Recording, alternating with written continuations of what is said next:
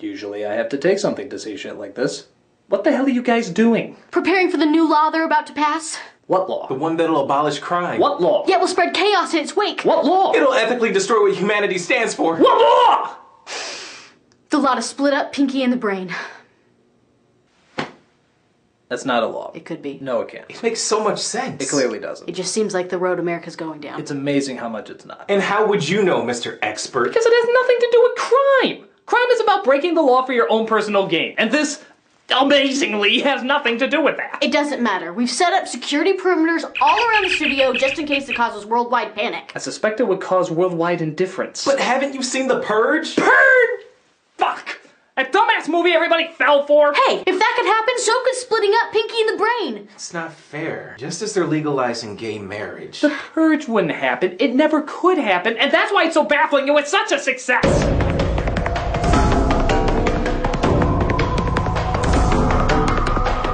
With its sequel having come out and having it be #1 again at the box office, well, almost #1. Damn dirty ape! The Purge is one of those surprise hits that literally nobody can identify with. The idea is the not-too-distant future has basically abolished crime because one night a year they make crime legal. An interesting idea for a dark satire or maybe a clever comedy. But no, the film plays it up like this could really happen, and that we shouldn't let it happen because apparently we're too stupid to realize it's a bad idea. Just look at how ridiculously serious it takes its advertising.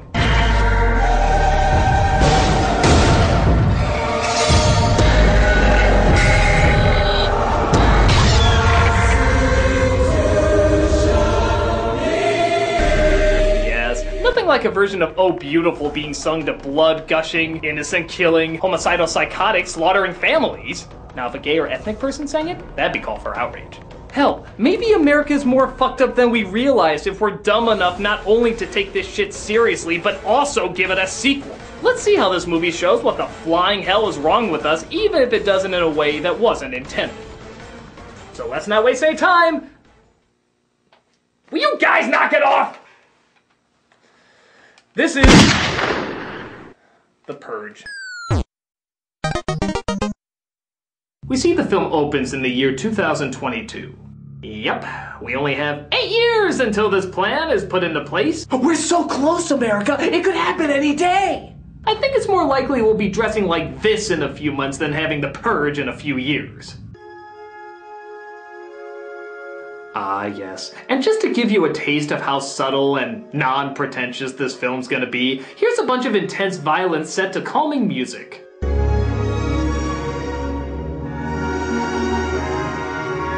Because it's irony! They don't fit together! But will the future know that? And just when you're wondering how an intro could be any less subtle, one hell of a puzzle piece falls into your lap. Now it makes sense. Suddenly, so many elements come together. I can just see good old Bay getting high off his ass one night saying, I want to feel deep, but I don't want to have to use my brain for it. Where's that Purge script? The film opens with a home security salesman named James, played by Ethan Hawke, driving home on the day of the Purge and noticing quite an unrealistic amount of people still in their neighborhoods. Getting one last walk in before lockdown, huh? Yeah. Did you do the systems check I recommended? Of course, no problems. If I knew crime was gonna be legal in 24 hours, I'd probably tell my family, hey gang, how about that vacation to Canada? Just one of those friendly weekend visits to the Ned Flanders of North America. Though the more I think about it, they may not be the safest either. It's a rape whistle. What the fuck? People put out flowers to show they support the Purge, others talk on the radio about what kind of crimes they're gonna do. Pete from Northern Virginia, what's your Purge plan? I'm gonna hunt down my boss. That son of a bitch has it coming. Well, hopefully Pete from Northern Virginia's boss doesn't listen to the radio. Fucking idiot. And even guys in lab coats explain the totally believable way the Purge works. We are inherently a violent species. Wars, genocide, murder. The denial of our true selves is the problem. The Purge not only contains societal violence to a single evening, But the countrywide catharsis creates psychological stability by letting us release the aggression we all have inside of us. Oh, of course! Terrorists, drug dealers, embezzlers, people with aggressive mental disorders. All they needed to do was just let out a little aggression. It was so simple the whole time. Good lord, do you know how many crime shows would have ended differently if we knew about that from the beginning? Alright, Gus. If I'm going to cook for you, I need to know that you're going to kill everybody who will get in the way of distribution, especially yourself. Before turning to such a violent route, have you ever considered hitting a pillow? A pillow? Yes. You'll find it strangely relaxing. My God. You're right. My mental instability is suddenly leveling out. I don't even want to make meth anymore. Maybe I'll open that puppy farm. I'm glad to hear it. Now, for God's sake, please put on a pair of pants. Not until you promise me a cameo. It better call Saul. So James has a wife named Mary, played by Lena Headey, who spends most of her time fighting off jealous neighbors. You know, not everyone had the year you did, Mary. You know, some people are actually saying this neighborhood paid for that new addition on your home. Are people really saying that? Relax, it's just good old neighborhood gossip. Nothing to worry about. I might be passive-aggressive, but tonight I'll be aggressive-aggressive. Ty! Ooh, cookies. I hope you're hungry. Those cookies are crazy good. They're lovely. Have a safe night, ladies. Okay. Bye. Well, we established ourselves. Can't wait to show up, obviously, just for the climax. Woven like a quilt. But even before the purge, a little bit of creeping seems to be going around.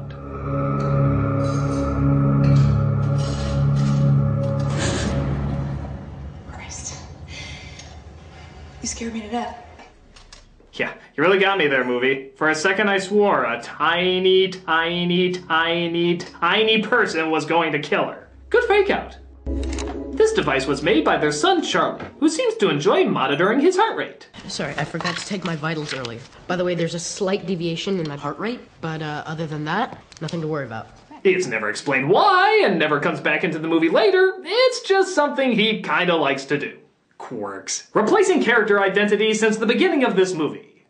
They also have a daughter named Zoe, who's moody because her dad does not approve of her 18-year-old boyfriend. In English, I wrote a story about a man whose love is so powerful, cuts out his own heart. You know, he should have cut off his own penis. Zoe? Eating dinner. No Yeah, penis. come on, Zoe. There's not... And Charlie, don't encourage him. Kids, do I have to savagely mutilate you during the purge? I'm guessing this world just thinks we're all good parents for some reason, but I can totally do that. Guys, look what time it is. Well, it's later than I thought. All right, it's time for lockdown. Wow, can't believe we almost missed that little detail. Oh, what? The purge is starting? Pfft, whatevs. It's not like we're missing an episode of Chasing Life. Hell, the movie starts by saying it's an hour until the purge begins. That means they have to drive home, talk to neighbors, start dinner, set the table, eat dinner, and prepare the security system during arguably the fastest sunset the town's ever known. Call me crazy, but I would leave so little time in between mental stability and when death becomes the new selfie. I mean, I know the rest of the world relies on the honor system by not committing crimes the rest of the year, but somebody could start early, catching you off your guard, and then leave the country while the cops are shut down. Or do they respect the purge too much to break the law? This is not a test. Weapons of Class 4 and lower have been authorized for use during the purge. Police, fire, and emergency medical services will be unavailable until tomorrow morning at 7 a.m. Blessed be our new founding fathers and America, a nation reborn. The new founding fathers. I'm sure the speeches these new founding fathers gave fit in just as well as the other great leaders of the past. The only thing we have to fear is fear itself. Ask not what your country can do for you. Ask what you can do for your country. Just kill some people. Right?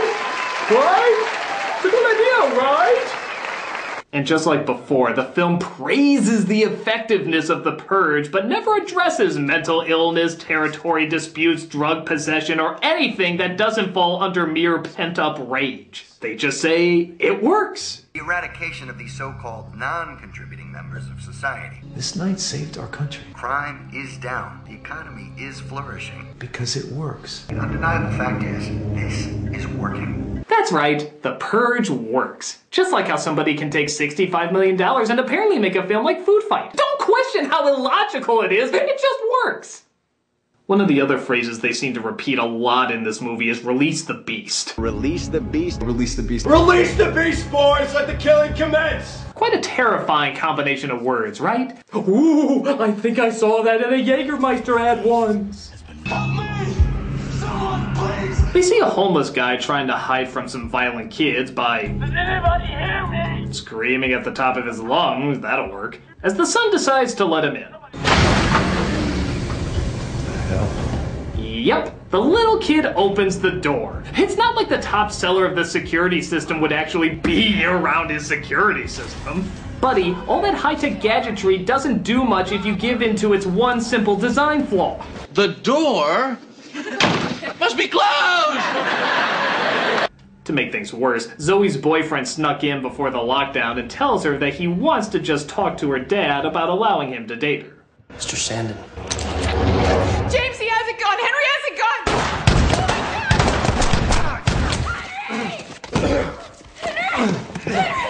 I still believe the purge works, honey! Talk went well. Hit a few bumps, but I think we can get past that. Henry! The boyfriend gets killed, but lo and behold, a group of young people approach the door who are chasing the homeless man down. Dick or treat? Now, to this movie's credit, just when you think it's taking itself too seriously, a saving grace simply known as Henry enters the film. And by God, he either takes absolutely none of this seriously, or every single molecule of breath he takes on the set seriously. Either way, he is by far the most entertaining part of the film. Just watch this goof. We are some fine, young, very educated guys and gals, ready to violate, annihilate, and cleanse our souls. He's got more ham than a Dr. Seuss book. Mr. and Mrs. The man you're sheltering is nothing but a dirty homeless pig. A grotesque menace to our just society who had the audacity to fight back. Please just let us purge. He's not gonna release the beast, he's gonna release the squee! If you don't deliver him by the aforementioned time, we'll release the beast on him. And on you. I just farted and it's gonna smell really bad! We can enter any home we want. And we will want. As wanting is our will on this fine night. What the hell does that mean?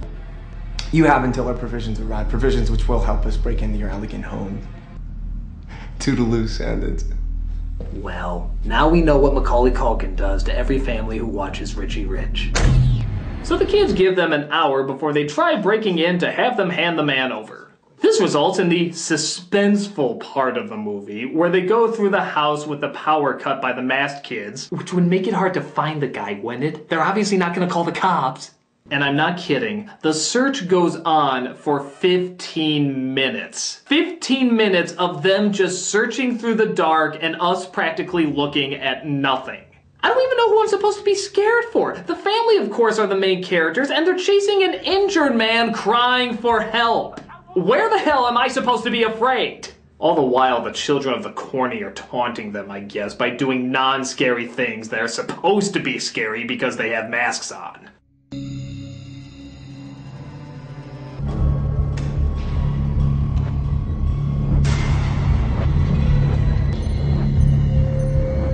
Well, we've tried skipping and we've tried prancing. Best continue to do a full-on do-si-do. Dear Mr. Sandin, meet me by your front door. I just need a moment, good sir. But thankfully, in the middle of their searching, we get yet another scene from dear young Henry. Tell me, why haven't you delivered the filthy swine to me yet? Are you protecting him? I surely hope not, Mr. Sandin. No, of course not. I'm sorry. I'm really trying. I'm trying so hard to be scared by this kid. But he's just so fucking hilarious. He's just projecting so much that he wants to be scary that it's actually kind of adorable. I just want to pinch his little supposed to be frightening cheeks. Give us the homeless pig, you fuck! Sorry about that. I don't condone that kind of behavior. Send out he or that will be thee. Yeah, come on. You can trust a face like that on a night where all crime is supposed to be legal? How can this go awry? I'll go get him. You should do that. Why are they even blowing all their time on this one damn house? They have one night of the year to do whatever the hell they want, and yet they spend it like 5th graders who just found out they have cameras on their phones. What person would spend so much time to get into a person's house for such a weak reason? Critic, you might want to take a look at this.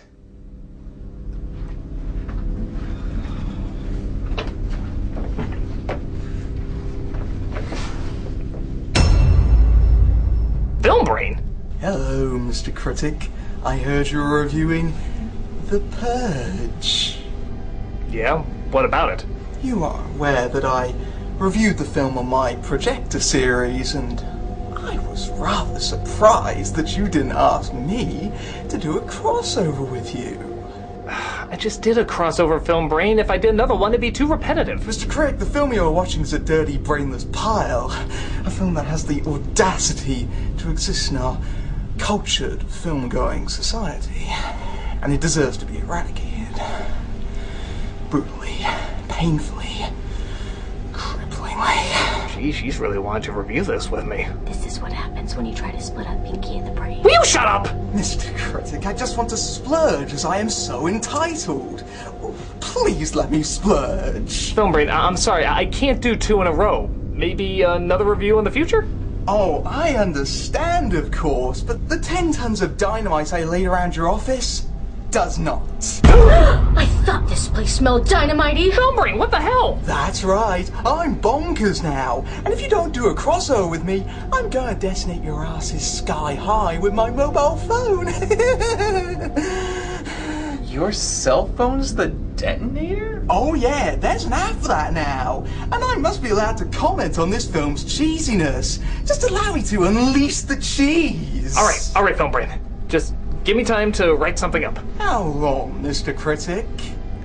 Commercial break, maybe? Very well, but do not disappoint me.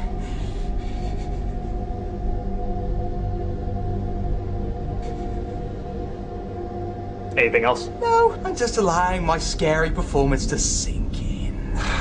Fine. Toodaloo, Critic. You have to do a crossover. I can't, it'd be too redundant. You'd risk your own life for that? Trust me, I have an issue about being redundant. Timing! What are we gonna do then?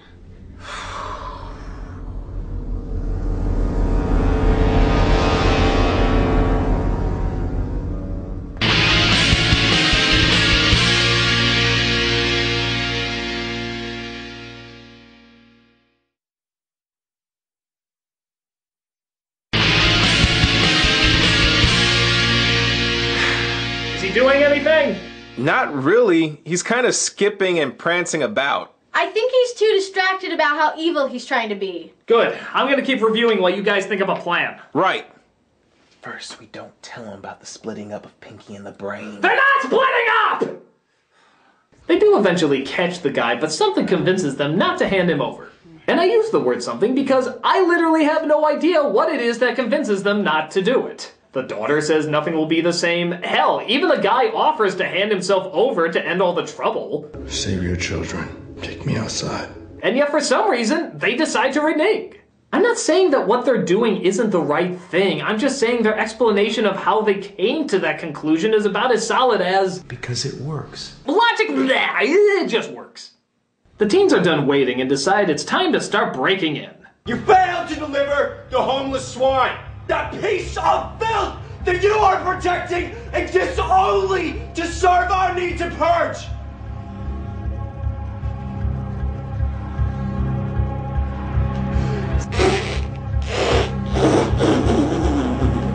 So bid farewell, sweet Sandy.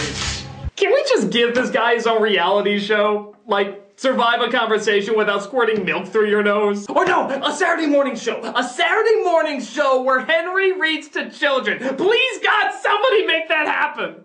Coming to ABC Family, Reading with Henry. Hello, children. Let's look at baby's first mythos.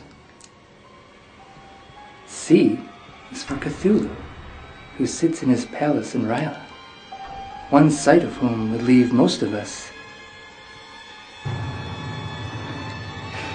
gibbering, drooling, and screaming. Just let us purge. Coming this fall to ABC Family. So they break down the high-tech security system, which was amazingly easy to do. How the fuck do these guys stay in business? And the teens come in for the search.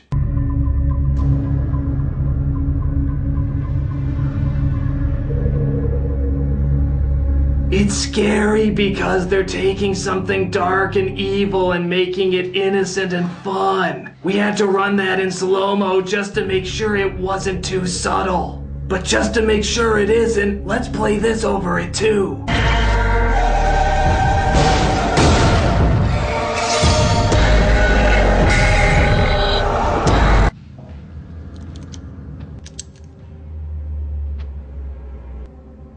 Cooper, come look at little lady Sandy. Cooper, did you check under the bed? That would be the most obvious hiding spot. Nah, I gotta find more security cameras to skip in front of. Yeah, even though the purge has been going on for several years apparently, nobody ever thought to maybe put on body armor during it. But hey, what's the point? The purge just works.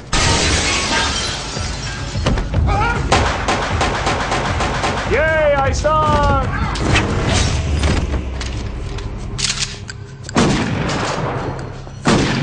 That's so they don't come back as zombies. But just when he thinks he's gotten out okay. Oh, Henry. Okay, this character hasn't let me down yet. Let's see how many traditional movie psychopath cliches we can fit into 30 seconds. Can we have the comforting killer? The whimpering lip over the beauty of his actions? How about the thankful gratitude for giving him such an experience? Thank you for this unforgettable purge, Mr. Sandy.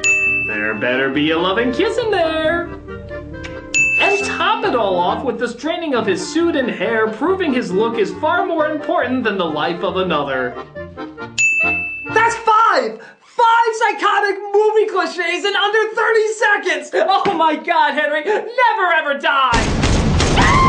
Oh!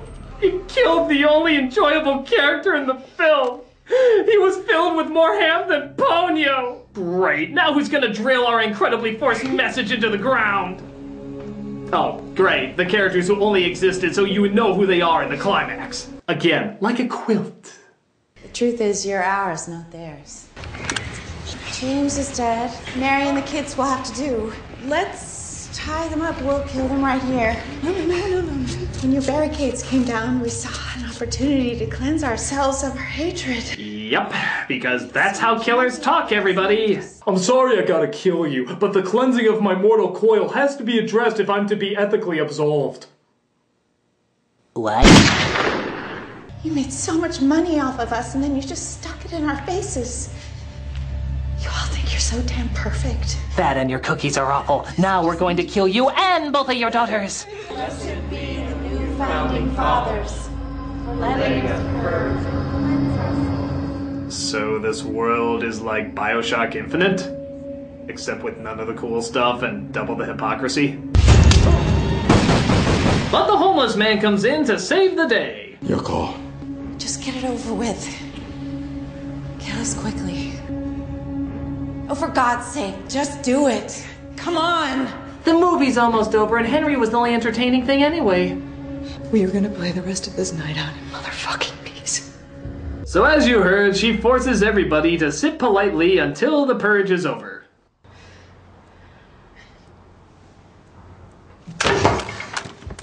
Bitch! A land minister always pays her debts. Did you hear what I said? No more killing tonight! Now get the hell out of my house. See you at the neighborhood barbecue! Thus, they all go home and life goes on as normal? Just after 7 a.m., March 22nd, the annual purge has just concluded. The new founding fathers have released an early statement saying this was the most successful purge yet. But wait a minute! It wasn't successful! Was it? Chinese! Shut the fuck up! This is one of the most pretentious ideas I've ever seen in my entire life. I mean, who would actually be inspired by such a ludicrous idea? Critic, Film Brain says he's done scarily frolicking. Time's up, Mr. Critic. Where's my review? Well, I kinda just finished it up, Film Brain. What? You failed! No. I just wanted you to, finish it off with the closing thoughts. Really? What would you have me say? Well, the point of this movie is to prove one thing, that the purge is bad. Well, since we already know that, and not in a million years will we ever let something like this happen, it's a pretty fucking pointless message. Maybe if it was a dark comedy, an exploitation film, or balls-to-the-wall satire, but it explains nothing about how this idea could work except that it works.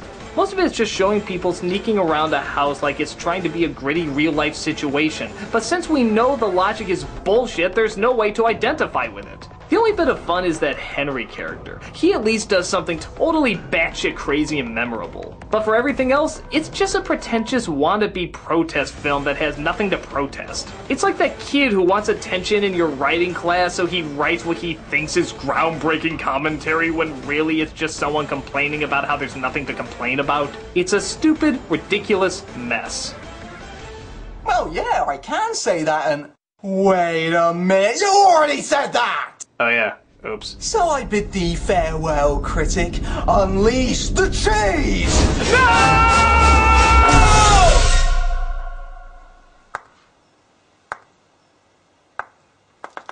Oh, bloody hell, come on! Yes, I am going to file a complaint later. Alright, fine.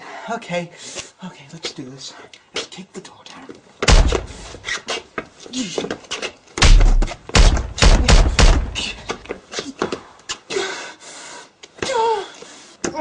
I'm starting to wonder why we were ever afraid of this guy. Look, Film Brain, this is already in my top 10 most awkward life moments. What do you say we just call it quits for the night, huh? Oh, hey, look! The safety was on! Ah!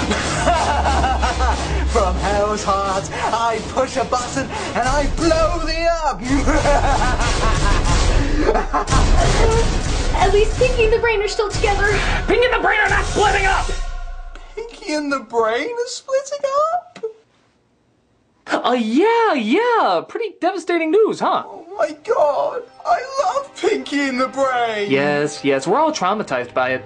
So much so that I bet you just want to go home, lie in bed, and gorge on Turkish delight, don't you? Yeah.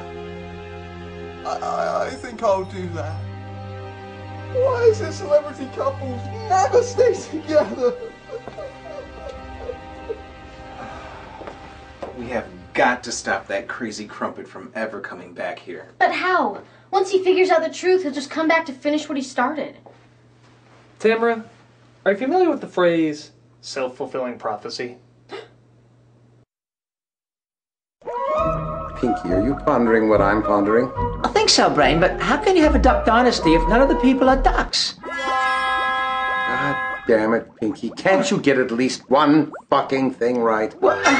No, cut the music. Cut the music. I have put up with this bullshit for too long. Bullshit? You are the syphilis to everything I've worked so hard for, you miserable, poisonous sack of disease. But, Brain... Shut it, bitch. I could have had the world years ago if you didn't keep fucking it up. Oh, dear. Do me a favor and just die. Just die for the sake of all humanity. Oh, yes, that's right. Cry. Oh, that's all you're good for, isn't it, you little shit? Wait a second, Robbo. What? Are you sure this is for a kid show? Just say it. People have wanted to hear this for years. Oh, really? All right. Yeah. Okay. All right. You are pestilence. That's right, you're the pestilence of life. I don't usually believe in homicide, but if I could go back in time to the moment of your conception...